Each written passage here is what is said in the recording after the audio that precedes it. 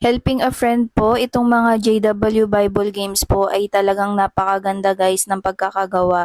Ayan, may kasama pa siyang mga instruction manual kung paano ito laruin. Marami po siyang mga nagawa guys. Ayan o, siya mismo yung nagpiprint niyan. And talagang quality siya guys. Sulit din yung bili dito. And marami po siya guys iba-ibang games. Ito, ipapakita ko sa inyo yung ilan. Ayan po, talagang makikita nyo dyan na ma-enjoy nyo po yung paglalaro nito. Dito ako nakyutan guys. So, yan. Teo's Life of a Pioneer. Si Teo kasi yung gumawa nito. Kung gusto nyo pong bumili nito guys, ito po yung contact niya. Sa Blue Up yan guys. Pwede nyo rin siyang i-follow dito sa kanyang page. Ayan, Colors and Paperworks. Andyan din po yung mga other games na ginawa niya. And kung paano niya po ito ginawa, mano-mano niya po tong ginupit, print. Ayan. And marami pa siyang ibang games.